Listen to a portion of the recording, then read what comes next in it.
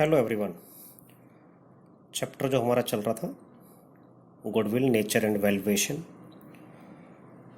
उस पर मैंने लास्ट वीडियो में आपको सिखाया था कि average profit method, that is simple average profit method से गुडविल की वैल्यूएशन कैसे की जाती है।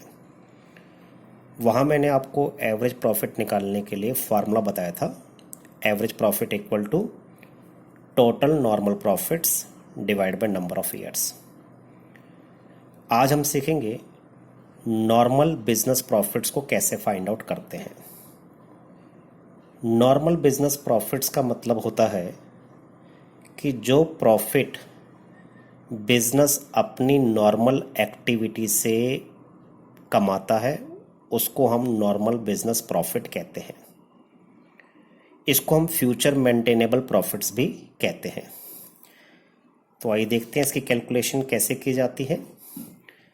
जो भी प्रॉफिट या जो भी लॉस आपको पास्ट ईयर का गिवन होगा, जिसके बेस पे आपको एवरेज प्रॉफिट फाइंड आउट करना है।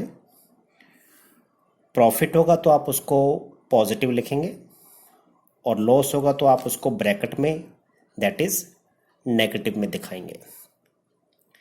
इसमें आपने ऐड करना है एबनॉर्मल लॉसेस और नॉन रेकरिंग एक्सपेंसेस।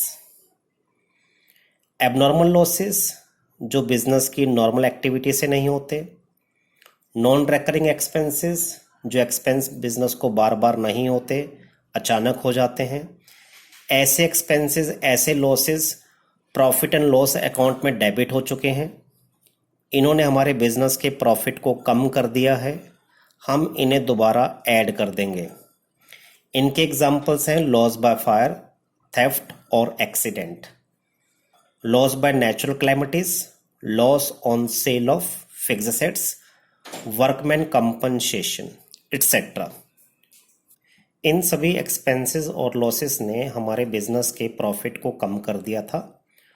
क्योंकि ये एबनॉर्मल नेचर के हैं, बार बार नहीं होंगे, नॉर्मल एक्टिविटीज से नहीं हुए हमारे ये, तो इन्हें हम दोबारा प्रॉफिट में ऐड कर देंगे। लेकिन ध्यान रखना है, आपको ऐड तभी करना है अगर ये प्रॉफिट एंड लॉस अकाउंट में डेबिट हो चुके हैं। मीन्स इन्होंने अगर हमारे प्रॉफिट को कम कर दिया है तो ही ऐड करना है, अदरवाइज ऐड नहीं करना। कुछ एरर्स होती हैं, उस एरर्स का भी अगर हमारे प्रॉफिट पर इफेक्ट पड़ा है तो हमें देखना पड़ेगा वो किस टाइप की एरर्स हैं। तो अगर उसने हमारे बिजनेस के प्रॉफिट को रिड्यूस कर दिया है तो हमें उसे ऐड करना पड़ेगा। जैसे कि कुछ एग्जांपल्स मैंने यहाँ पर लिए। Over valuation of opening stock, आपको पता है ओपनिंग स्टॉक ट्रेडिंग अकाउंट के डेबिट साइड में आता है। अगर आप उसकी ओवर वैल्यूएशन करते हैं, मीन्स आपने उसको इंक्रीज कर दिया, तो बाय मिस्टेक आपने एक्सपेंस को इंक्रीज कर दिया तो उससे आपका प्रॉफिट रिड्यूस हो गया, तो आपने उसे दोबारा से ऐड करना है। Under valuation of closing stock, closing stock आपको पता है ट्रेडिंग अकाउंट के क्रेडिट साइड में आता है। आपने उसकी अंडर वैल्यूएशन करी है, यानी आपने उसकी कम वैल्यू लगाई है। आपने एक तरीके से अपने बिजनेस की इनकम को कम कर दिया। ट्रेडिंग के क्रेडिट साइड को कम करना मतलब इनकम को कम करना, उससे आपका प्रॉफिट कम हो जाएगा, तो आप उसे दोबारा ऐड कर देंगे। एक एरर मैंने और ली बेटा इसमें, capital expenditure charged as revenue expenditure. Capital expenditure आपको पता है जो नॉन रेकरिंग एक्सपेंडिचर होता है, जो हमारी बैलेंस शीट के एसेट साइड में दिखाया जाता है, उसे बाय मिस्टेक हमने रेवेन्यू एक्सपेंडिचर मान लिया, जिसे हम ट्रेडिंग अकाउंट और प्रॉफिट एंड लॉस अकाउंट में दिखाते हैं। जैसे मैंने एग्जांपल लिया, मशीनरी आपने परचेज करी लेकिन बाय मिस्टेक आपने डेबिट कर दिया परचेज अकाउंट को। परचेज अकाउंट ट्रेडिंग अकाउंट में आता है, जबकि परचेज आपने क्या करी, मशीनरी परचेज तो बैलेंस शीट के एसेट साइड में आनी चाहिए, तो आपने बाय मिस्टेक उसको रेवेन्यू एक्सपेंडिचर मान लिया। इससे आपने बिजनेस का प्रॉफिट कम कर लिया होगा, तो आप उसे दोबारा ऐड कर दें।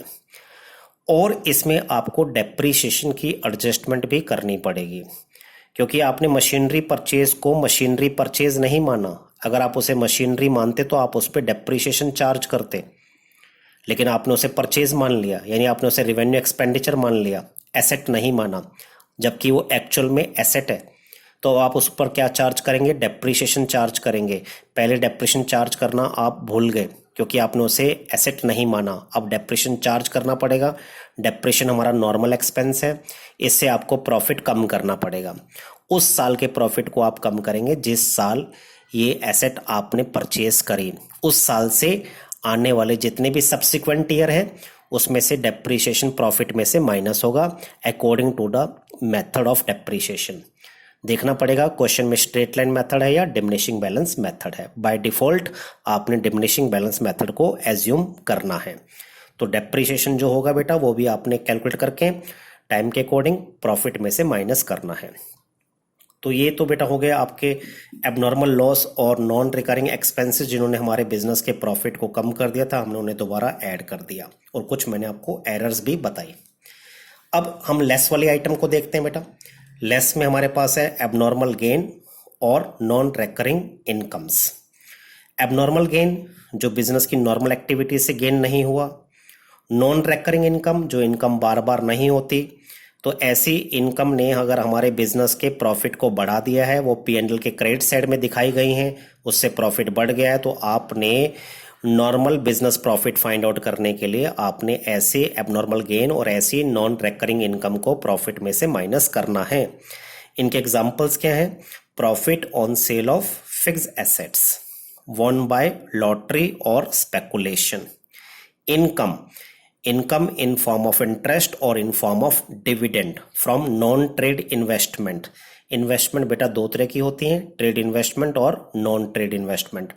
ट्रेड इन्वेस्टमेंट जो जनरली हम बिजनेस को प्रमोट करने के लिए जो इन्वेस्टमेंट करते हैं, बिजनेस की डिफरेंट एसेट्स में इन्वेस्ट करते हैं, that is known as trade investment. और नॉन ट्रेड इन्वेस्टमेंट जो हम बाहर पैसा इन्वेस्ट किया हुआ है इन फॉर्म ऑफ शेयर्स या किसी को हमने लोन दिया हुआ है, तो उस पे जो भी हमें इंटरेस्ट और डिविडेंड मिल रहा है, इस इनकम ने हमारे बिजनेस के प्रॉफिट को बढ़ा दिया है। आपने इसे माइनस कर देना है क्योंकि ये इनकम आपकी बिजनेस एक्टिविटी से नहीं हुई, ये आउटसाइड द बिजनेस एक्टिविटी से इनकम हो रही है, तो इसने हमारे बिजनेस के प्रॉफिट को बढ़ा दिया है, इसे हम माइनस कर देंगे। तो ये सभी जितनी भी हमारी एबनॉर्मल गेन और नॉन रिकरिंग इनकम्स हैं, जो एग्जांपल्स मैंने लिए, और भी कोई एग्जांपल अगर है तो आपको चेक करना है उसको, तो उसको आपने माइनस कर देना है। माइनस तभी करना है अगर वो प्रॉफिट एंड लॉस अकाउंट में क्रेडिट हो चुके हैं, मीन्स उन्होंने हमारे बिजनेस के प्रॉफिट को बढ़ा दिया, तो आपने माइनस करना है। अगर वो हमारे प्रॉफिट एंड लॉस अकाउंट में क्रेडिट नहीं हुए हैं तो आपने उन्हें माइनस नहीं करना, उनको इग्नोर कर देना है। कुछ एरर्स भी मैंने नीचे डिस्कस करी बेटा, उन एरर्स को भी ध्यान से देखिए। एरर्स में मैंने वो एरर्स ली जिन्होंने हमारे बिजनेस के प्रॉफिट को बढ़ा दिया बाय मिस्टेक, अब हमें उन्हें घटाना है।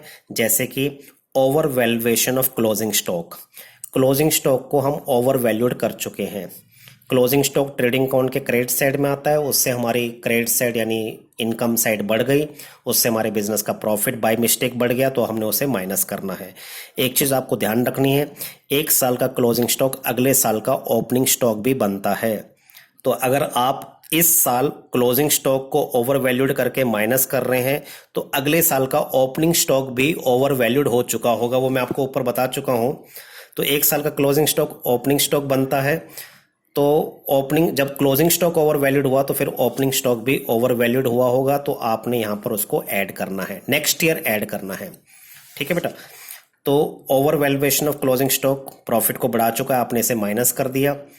Under valuation of opening stock, अगर ओपनिंग स्टॉक अंडर वैल्यूड हुआ है, ओपनिंग स्टॉक ट्रेडिंग के डेबिट साइड में आता है, आपने उसको अंडर वैल्यू किया यानी उसकी वैल्यू कम लगाई, आपने एक्सपेंस बाय मिस्टेक कम कर दिया, उससे प्रॉफिट बढ़ गया होगा, तो आपने उसे प्रॉफिट में से माइनस करना है। फिर एक एरर और ली बेटा मैंने इसमें, revenue expenditure treated as capital expenditure. Revenue expenditure जो रिकरिंग नेचर का एक्सपेंस होता है उसको आपने बाय मिस्टेक कैपिटल एक्सपेंडिचर मान लिया। जैसे कि नॉर्मल आपने कोई रिपेयर करवाई, किस पे? मशीनरी पे, डेबिटेड टू मशीनरी अकाउंट, गलती से आपने मशीन को डेबिट कर दिया जबकि डेबिट आपने रिपेयर को करना था। रिपेयर आपका रेवेन्यू एक्सपेंडिचर है और आपने उसे क्या मान लिया? Machinery, that is capital expenditure मान लिया। आपने उसे एक्सपेंस नहीं माना जबकि वो एक्चुअल में रेवेन्यू एक्सपेंस है। तो जब आपने उसे एक्सपेंस नहीं माना तो अब आप उसे अपना एक्सपेंस माने और उससे अपना प्रॉफिट कम कर दें। दूसरा बेटा, आपने उसे बाय मिस्टेक मशीनरी माना है तो इस पे आपने डेप्रिसिएशन भी चार्ज किया होगा। जबकि इस पे डेप्रिसिएशन चार्ज नहीं होना चाहिए था क्योंकि वो रिपेयर है। तो आपने बाय मिस्टेक डेप्रिसिएशन चार्ज किया होगा, डेप्रिसिएशन से प्रॉफिट कम किया होगा। अब आपने डेप्रिसिएशन प्रॉफिट में ऐड करना है, यानी उसका इफेक्ट, डेप्रिसिएशन का इफेक्ट जो प्रॉफिट पे पड़ा उसको भी आपने रेक्टिफाई करना है। तो इस तरीके से आपने सारे जितने भी अब normal gain, non recurring incomes है, ये सारी आपने प्रॉफिट जो कि प्रॉफिट को इंक्रीज कर चुकी हैं, उन्हें आपने यहाँ से प्रॉफिट में से माइनस कर दिया। अब जो टोटल बेटा आपके पास आया, इसमें से आपने क्या करना है, जो नॉर्मल एक्सपेंस हैं या नॉर्मल लॉसेस हैं उन्हें आपने माइनस करना है। माइनस क्यों करना है? क्योंकि ये ओमिटेड हो चुके हैं, इन्हें हम भूल चुके थे प्रॉफिट एंड लॉस अकाउंट में डेबिट करने से। हमने इन्हें पहले प्रॉफिट एंड लॉस अकाउंट में डेबिट नहीं किया, पहले इसे हम खर्चा मानना भूल गए, इन्हें हमने पहले अनदेखा कर दिया। अब इन एक्सपेंस को आपको काउंट करना है, तो इससे आपने अपना प्रॉफिट कम करना है। जैसे मैंने एग्जांपल लिया, कोई पार्टनर्स का या मैनेजमेंट का कोई रेम्युनरेशन है और इंश्योरेंस प्रीमियम है एटसेट्रा। तो अगर कोई भी नॉर्मल एक्सपेंस जो कि हर बिजनेस को होता है, अगर आप पहले उसे प्रॉफिट में से कम करना भूल गए थे तो अब आप उसे प्रॉफिट में से माइनस कर दीजिए। सेम बेटा आपने नॉर्मल इनकम को ऐड करना है। नॉर्मल इनकम बाय नेम आपको देगा, नॉर्मल इनकम है। अगर उसको ऐड क्यों करना है बेटा? क्योंकि पहले हम उसे इनकम में काउंट करना भूल गए, प्रॉफिट एंड लॉस को क्रेडिट करना भूल गए।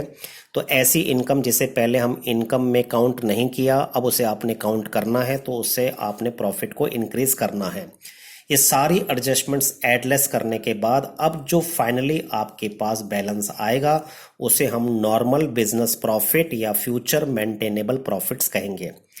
तो जितने भी साल का हमने एवरेज प्रॉफिट फाइंड आउट करना है, उतने साल का पहले हम नॉर्मल बिजनेस प्रॉफिट या फ्यूचर मेंटेनेबल प्रॉफिट्स निकालेंगे इन सारी एडजस्टमेंट्स को एडजस्ट करके।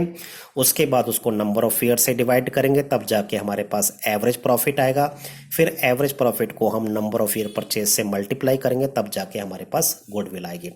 होप बेटा आपको ये पूरा क्लियर समझ में आ गया होगा कि किस तरीके से हमने नॉर्मल बिजनेस प्रॉफिट और फ्यूचर मेंटेनेबल प्रॉफिट्स को फाइंड आउट करना है। थैंक यू बेटा and have a nice day.